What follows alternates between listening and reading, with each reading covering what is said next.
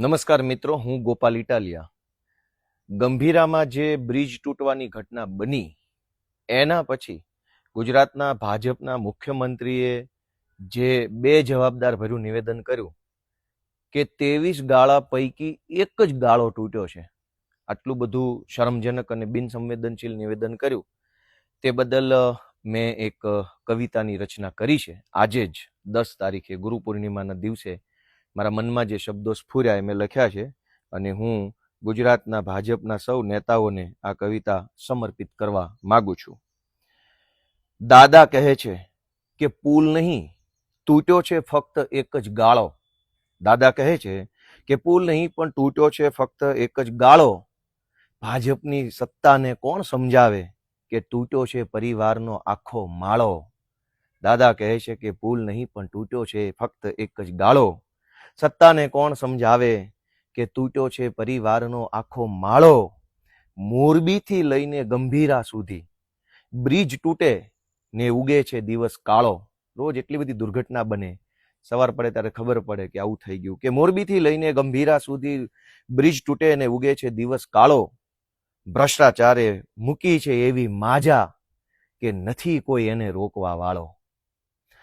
આગળ કે હલકી ગુણવત્તા ચાલી જશે, ગમે એવું ખરાબ કામ કરો ભાજપના રાજમાં ચાલશે. હલકી ગુણવત્તા ચાલી જશે, બસ કમલમમાં આપો પાર્ટી ફંડનો ફાળો.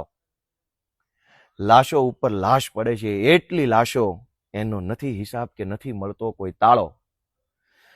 દોસ્તો, બધું તૂટે, ક્યાંક પેપર ફૂટે, ક્યાંક તૂટે, કે તૂટે ફૂટે પબ્લિક હૈયું કૂટે, પણ કરે નહીં કોઈ દી કમળ કાઢવાનો ચાળો. કહે કવિ, પબ્લિકની આ સહન શક્તિને રાખે સલામત ઈશ્વર ઉપર વાળો. કે તૂટે ફૂટે પબ્લિક હૈયું કૂટે, પણ કરે નહીં કોઈ દી કમળ કાઢવાનો ચાળો. કહે કવિ, પબ્લિકની આ સહન શક્તિને રાખે સલામત ઈશ્વર ઉપર વાળો. અને છેલ્લી લાઈન છે કે ગોપાલ ઇટાલિયા બે હાથ જોડીને વિનવે છે કે હવે સૌને પાછા વાળો.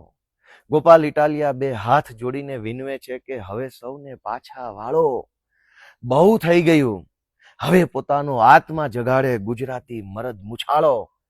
દાદા કહે છે કે પુલ નહીં પણ તૂટ્યો છે ફક્ત એક જ ગાળો.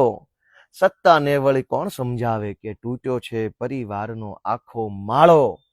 દોસ્તો, હવે કમળ કાઢવાનો વારો આવી ગયો છે. હવે પોતાનો આત્મા જગાડે મરદ મુછાળો. એવી વિનંતી સાથે ગોપાલ ઇટાલિયાના જય જય ગરવી ગુજરાત.